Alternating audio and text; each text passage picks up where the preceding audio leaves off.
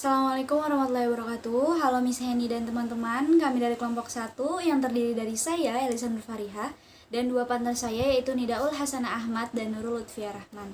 Kami akan mempresentasikan materi yang berjudul Tugas Perkembangan Individu. Oke, slide pertama yaitu pengertian tugas perkembangan atau development task. Apa sih development task itu? Oke, tugas perkembangan adalah tugas yang muncul pada saat tertentu dalam kehidupan individu. Keberhasilan pencapaian tugas akan membawa kebahagiaan dan kesenangan, kesuksesan pada tugas selanjutnya. Tetapi sebaliknya, kegagalan menjalankan tugas perkembangan akan menyebabkan ketidakbahagiaan pada individu, ketidaksetujuan oleh masyarakat, dan merupakan kesulitan untuk melaksanakan tugas-tugas yang lainnya. Salah satu prinsip perkembangan bahwa setiap individu akan mengalami fase atau tahapan perkembangan tertentu sepanjang hidupnya, atau disebut lifespan. Setiap tahapan perkembangan terdapat tugas-tugas perkembangan yang harus diselesaikan. Hafik Hertz mengistilahkan tugas-tugas perkembangan dengan development task. Menurutnya, tugas-tugas perkembangan merupakan suatu tugas yang timbul pada suatu periode atau masa tertentu dalam kehidupan seseorang. Selanjutnya, slide yang kedua yaitu tentang tugas perkembangan. Tugas perkembangan bersumber pada faktor-faktor, yaitu yang pertama ada kematangan fisik, kedua tuntutan masyarakat secara kultural, terus ketiga tuntutan dan dorongan dan cita-cita individu itu sendiri, dan yang keempat adalah norma-norma agama. Secara umum, seluruh proses perkembangan individu sampai menjadi person dirinya sendiri berlangsung dalam 3 tahapan. Yang pertama, tahapan proses konsepsi pembuahan sel ovum ibu oleh sel sperma ayah. Kedua, tahapan proses kelahiran saat keluarnya bayi dan rahim ibu ke alam dunia bebas. Yang ketiga, tahapan proses perkembangan individu bayi tersebut menjadi seorang pribadi yang khas atau development of selfhood. Harlock tahun 1980 memberi istilah stage in lifespan, tingkatan-tingkatan dalam rentang waktu kehidupan bagi seluruh proses perkembangan individu. Lifespan ini menurutnya berlangsung dalam 10 tahapan tingkatan atau fase. Oke, setiap fase atau tahap perkembangan kehidupan manusia senantiasa berlangsung sejalan dengan kegiatan belajar. Tugas belajar yang muncul pada tiap fase perkembangan merupakan keharusan universal dari idealnya berlaku secara otomatis. Misalnya kegiatan belajar keterampilan melakukan sesuatu pada fase perkembangan tertentu yang lazim terjadi pada manusia normal. Di samping itu, hal-hal yang juga menimbulkan tugas-tugas perkembangan tersebut, yang pertama adanya kematangan fisik tertentu pada fase perkembangan tertentu. Terus kedua, adanya dorongan cita-cita psikologis manusia yang sedang berkembang. Ketiga, adanya tuntutan kultural masyarakat sekitar. Dalam rangka memfungsikan tahap-tahap perubahan yang menyertai perkembangannya, manusia harus belajar melakukan kebiasaan-kebiasaan tertentu. Misalnya kebiasaan belajar berjalan dan berbicara pada rentang usia 1-5 tahun. Belajar melakukan kebiasaan-kebiasaan tertentu pada masa perkembangan yang tepat dipandang berkaitan langsung dengan tugas-tugas perkembangan berikutnya. Tugas-tugas perkembangan tersebut sebaiknya selalu diperhitungkan secara cermat oleh para orang tua dan guru sebagai suatu yang harus terjadi secara alamiah dan tepat pada waktunya.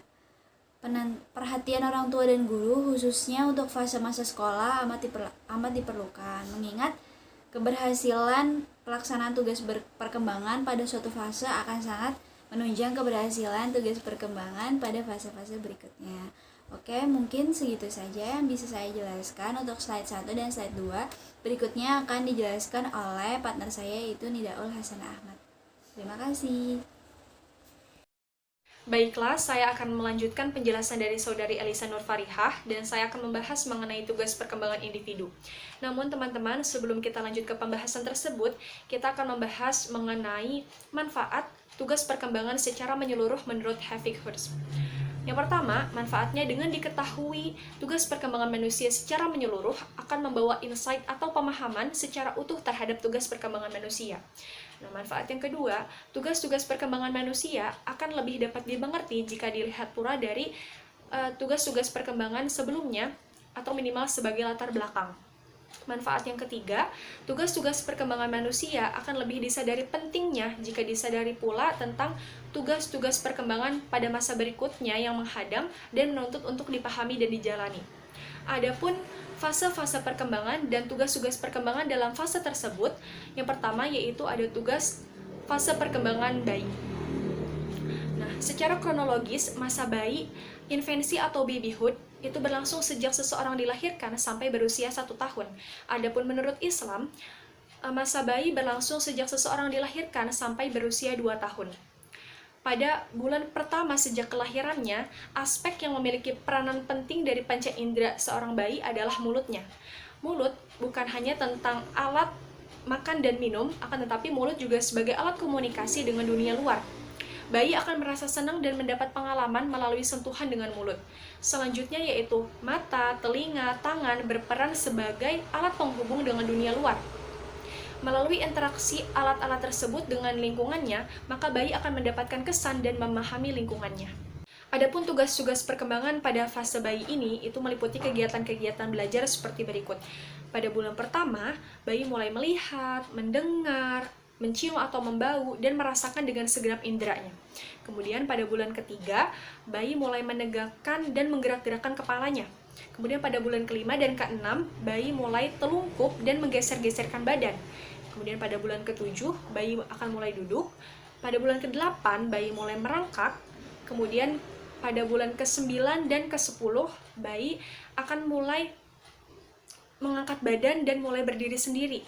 Kemudian pada bulan ke-11, bayi mulai merambat atau jalan dengan berpegangan tangan. Kemudian pada bulan ke-12, bayi itu akan mulai berdiri sendiri dan berjalan. Selanjutnya yaitu tugas perkembangan fase kanak-kanak awal.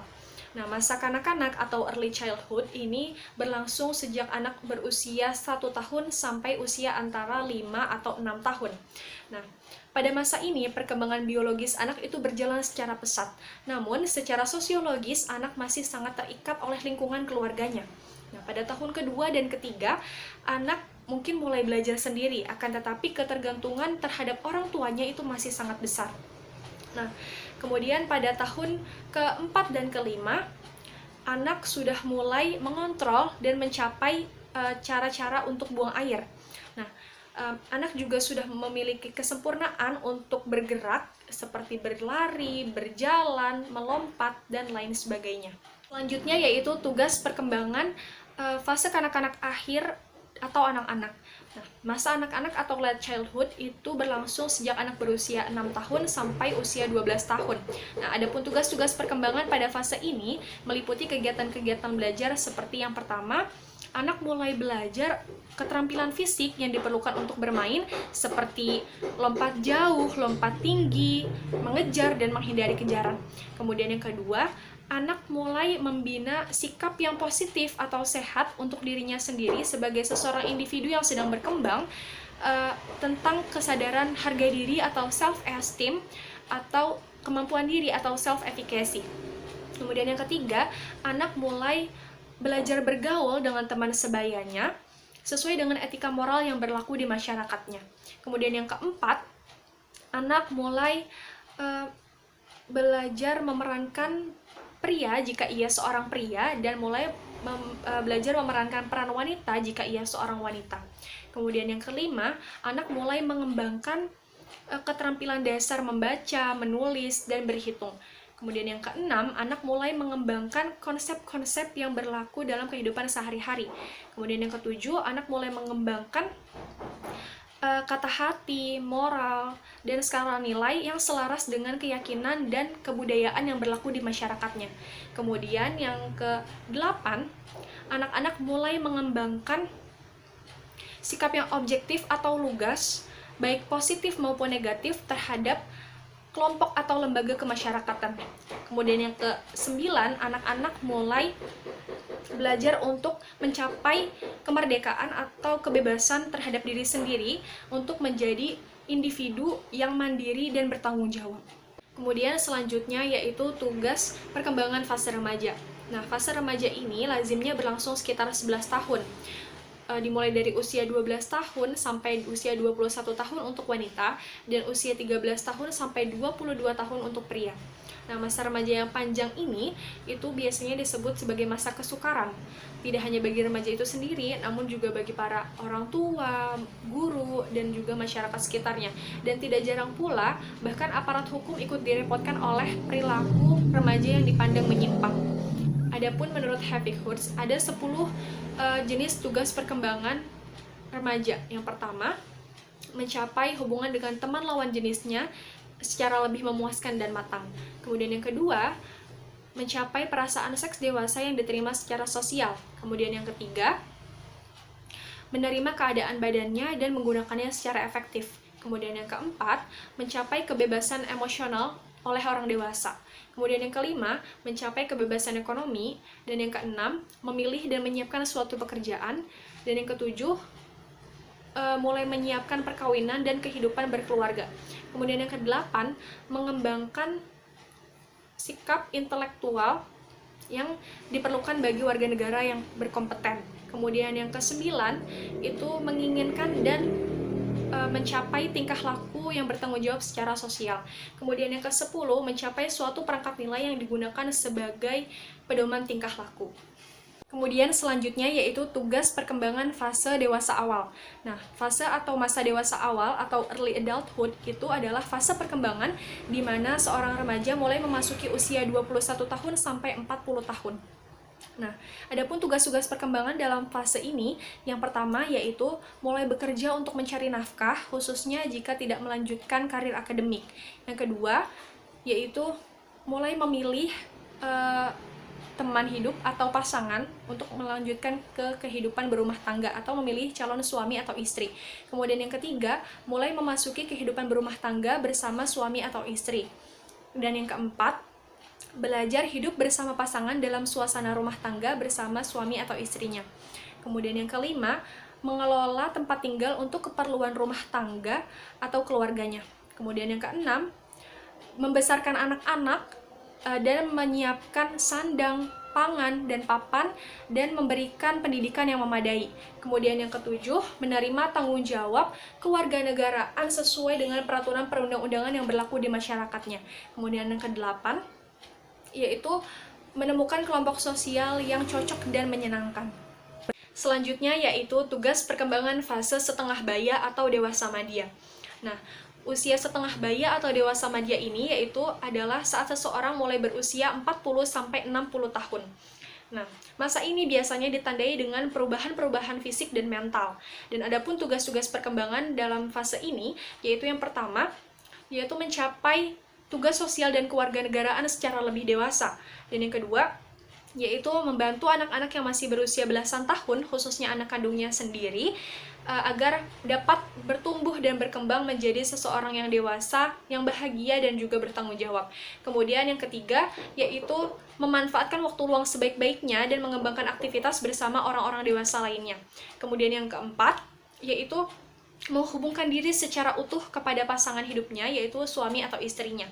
Kemudian yang kelima, mulai menerima perubahan-perubahan psikologis yang terjadi saat seseorang berusia setengah baya atau dewasa madya.